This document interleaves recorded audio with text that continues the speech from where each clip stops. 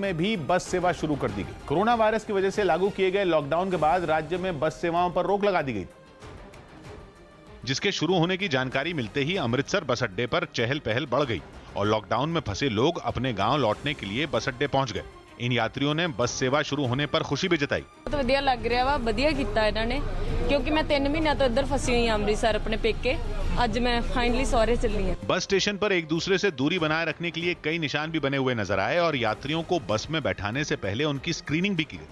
Punjab roadways के अधिकारियों ने बताया कि बसों को चलाते वक्त नियमों का भी पूरा ध्यान रखा जा रहा है। एक सवारी में 50% सवारी बिठाई जा रही है और पैंट टू पैंट गाड़ी रुकेगी, जैसे कि अमृतसर से चलेगी और जलंधर रुकेगी। कुछ ऐसी ही तस्वीरें लुधियाना से भी सामने आई। कई यात्री बस अड्डे पर टिकट लेते नजर आए, जबकि बस में बैठाने से पहले सभी यात्रियों की स्क्रीनिंग भी की गई। गौतम बुद्ध नगर के जिलाधिकारी ने कई संगठनों के साथ बैठक की, जिसके बाद उन्होंने आज से बाजार खोलने के आदेश दिए। बाजार की दुकानों को खोलने के लिए दिन तय किए गए हैं, यानी जो दुकानें आज खुलेंगी वो कल नहीं खुलेंगी। यही नहीं, साप्ताहिक बाजार सिर्फ रविवार को लगेगा। साथ ही व्यापारिक गतिविधियां सुबह 7 बजे से शाम 7 बजे तक ही होंगी। जम्मू में 2 महीने बाद दुकानें खुलने से दुकानदार खुश हुए। केंद्र की ओर से गाइडलाइन जारी होने के बाद सभी दुकानों को खोलने की इजाजत दे दी गई, जिसके बाद सभी दुकानदार अपनी दुकानों को साफ करते नजर आए। साथ ही सड़कों पर चहल पहल भी दिखी। लॉकडाउन के चौथे चरण में दुकान को खोलने की इजाजत मिलने के बाद सभी छोटी बड़ी दुकानें खुली तो बाजार की रौनक बढ़ गई। जम्मू शहर पूरी तरह से खुल चुका है। हम इस समय जम्मू की रघुनाथ मंदिर मार्केट में हैं।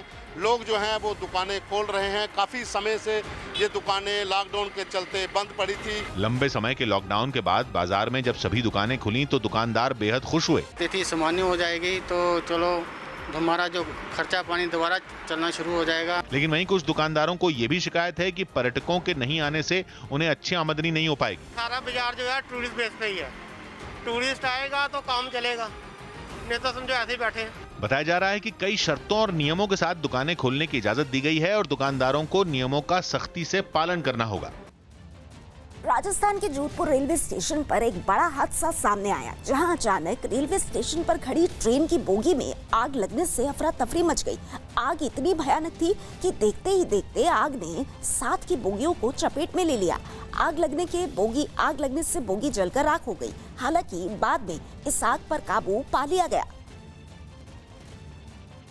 हरियाणा में फंसे उत्तराखंड के लोगों को बसों में बैठाकर उन्हें उनके घर भेजा गया। लॉकडाउन में लंबे समय से फंसे लोगों को ले जाने के लिए उत्तराखंड की सरकारी बसें रोहतक पहुंची थी, लेकिन लोगों को घर भेजने से पहले उनकी मेडिकल जांच की गई और रजिस्ट्रेशन भी किया गया। इस दौरान रोहतक बस अड्डे पर सभी लोग एक दूसरे से जरूरी दूरी बनाकर बैठे दिखे। मेडिकल जांच के बाद उन्हें बसों में बैठाया गया। बताया जा रहा है कि लॉकडाउन में फंसे लोग लंबे समय से वापस जाने के इंतजार में थे। यहाँ काम भी तो नहीं है और बीमारी भी इतनी है और खाने के भी परेशानी हो रही है। वहीं बसों के अंदर भी सोशल डिस्टेंसिंग का खास ख्याल रखा गया। साथ ही लोगों ने मास्क भी लगाया। लोगों को ले जाने के लिए उत्तराखंड से बसें भेजने पर लोग खुश हुए। बताया जा रहा है कि एक बस में 50 लोगों को बैठाया गया।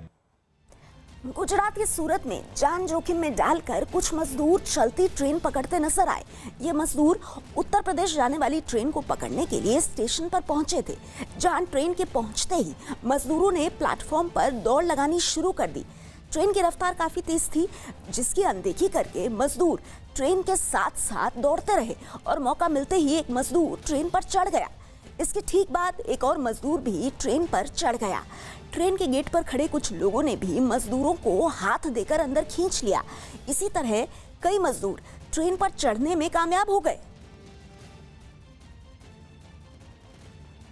धोनी की बेटी का बाइक चलाने की एक्टिंग करने का वीडियो वायरल हो गया।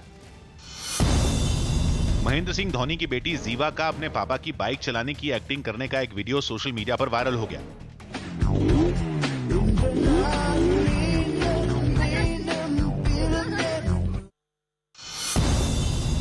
यूपी सरकार ने शिया वक्फ बोर्ड के चेयरमैन का कार्यकाल खत्म होने के बाद सीईओ के तौर पर नसीम हसन की नियुक्ति कर दी, जबकि सुन्नी वक्फ बोर्ड को पहले से ही मुख्य कार्यकारी अधिकारी शोएब अहमद देख रहे हैं। अगले चेयरमैन और सदस्यों के चुनाव होने तक ये दोनों बतौर सीईओ वक्फ बोर्डों का काम देखेंगे। लॉकडाउन चल रहा है, लॉकडाउन के दौरान दोनों बोर्ड सरकार के ही अधीन रहेंगे। अब ये बोर्ड योगी सरकार चलाएगी। अब जब योगी सरकार में बोर्ड गठित होंगे, जब भी आगे गठित होंगे कोरोना के बाद, इससे जब हम बाहर निकलेंगे, तो ये मानकर चलिए कि बहुत अच्छे चेयरमैन मिलेंगे आपको। हरियाणा के झज्जर में एक नहर में नहाने गए इंजीनियरिंग के 3 छात्र डूब गए। तलाश करते रहे, सुबह तीनों में से 2 की डेड बॉडी मिली, 1 की डेड बॉडी अभी नहीं मिली। महाराष्ट्र के नागपुर में एक चलती बस में ड्राइवर और कंडक्टर पर शराब पीने का आरोप लगा। इस मामले में जांच के आदेश दिए गए। ड्रायव्हरनी अत्यंत चुकीचं नियमाला धरून काम केलेलं नाही ते आणि अत्यंत चुकीचं काम केलेलं आहे आणि याबाबत निश्चितच त्यांच्यावर कारवाई होईल। दिल्ली के रोहिणी सेक्टर 17 में चोरों ने एक मोहल्ला क्लिनिक से कुछ पंखे चुरा लिए। जाली काट के और खिड़की तोड़ के अंदर घुसे और उसके बाद उन्होंने चोरी की है, पंखे चुराने के। पश्चिम बंगाल और ओडिशा के कुछ हिस्सों में चक्रवाती तूफान अम्फन ने जमकर तबाही मचाई है। कोलकाता में तूफान के दौरान एक वीडियो सामने आया था जिसमें चिंगारियां निकल रही हैं, मानो जैसे बिजली के तार आपस में लड़ गए हों। अम्फन तूफान से पश्चिम बंगाल में 3 लोगों की मौत हुई है। तूफान से कई जगह पेड़ गिर गए और मकानों को भी खासा नुकसान पहुंचा।